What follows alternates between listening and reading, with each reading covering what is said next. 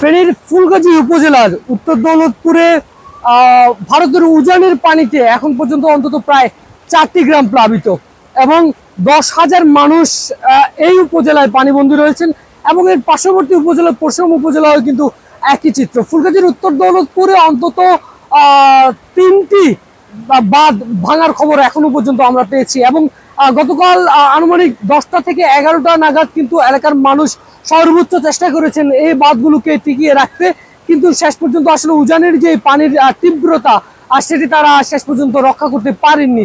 এখানে হাজার হাজার মানুষ ইতিমধ্যে পানিবন্দী রয়েছেন এবং গতকালকে পানিতে মাছ ধরতে গিয়ে একজন যুবকের মৃত্যুর ঘটনাও ঘটেছে। আর এই পানির কথা যদি বলি, এটি ভারতের উজানের পানি, এখানে বৃষ্টির সাথে কোনো সম্পৃক্ততা নেই। প্রতি বছরই ভারতের উজানের পানিতে এখানকার মানুষ কিন্তু এই যে দুর্ভোগ এটি পোহাতে হয়। এখানকার মানুষ আসলে এখন এতটাই দুর্ভোগ পোহাচ্ছেন যে সেটি আসলে বলারই সমীক্ষা রাখে না। বিদ্যুৎ বিচ্ছিন্ন রয়েছে প্রায় বেশ কয়েকটি। 5-স্টার রেটিং প্রাপ্ত বিএলডিসি টেকনোলজির Walton super saver ceiling fan 65% পর্যন্ত বিদ্যুৎ বিল সাশ্রয় করে আপনাকে রাখে প্রশান্তিতে।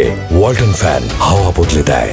গ্রামে আমরা সকাল থেকে এই স্থানে রয়েছি এবং জানার চেষ্টা করেছি ফসলি জমির যেমন ক্ষয়ক্ষতি হয়েছে তেমনি এখানকার মানুষ আসলে মৎস্য চাষিতে বেশ আগ্রহী, তাই মৎস্য চাষিরাও কিন্তু ব্যাপকভাবে ক্ষয়ক্ষতির শিকার হয়েছেন।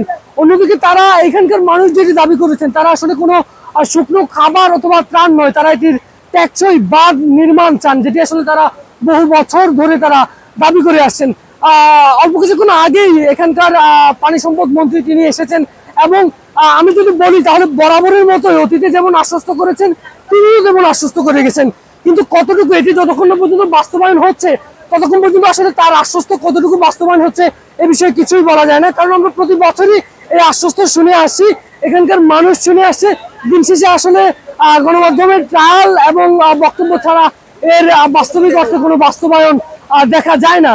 তবে এর পাশাপাশি ফুলগাজীর পার্শ্ববর্তী উপজেলা পরশুরামে অন্তত প্রায় 10,000 মানুষ কিন্তু পানিবন্দী রয়েছেন। এক্ষেত্রে এসএসসি পরীক্ষার্থীর কিন্তু কিছুটা বিঘ্নতা ঘটলেও সড়কের পানি এবং বেশ কিছু সামাজিক সংগঠন তারা এগিয়ে আসতে তাদের তেমন একটি বাধা হয়নি বলে আমরা প্রাথমিকভাবে জানতে পেরেছি। সবকিছু মিলিয়ে বৃষ্টি কিন্তু গতকাল থেকে বৃষ্টি শুরু হলেও সেটি কিন্তু সকাল নাগাদ কিছুটা বন্ধ হয়েছে। তবে এখানে বৃষ্টির সাথে বন্যার কোনো সম্পৃক্ততা নেই, কেননা এই পানিগুলো বরাবরই কিন্তু ভারতের উজান থেকে নেমে আসে। অন্যদিকে ভারতের উজানের পানিতে এখানকার স্থানীয় মানুষের সঙ্গে কথা বলছিলাম, তারা আসলে সাপ আতঙ্কেও ভুগছেন। আমার কাছে ফেনীর ফুলগাজী এবং পরশুরামের বন্যা পরিস্থিতি থেকে এই ছিল সর্বশেষ। M A Akash, Ittefaq, Feni.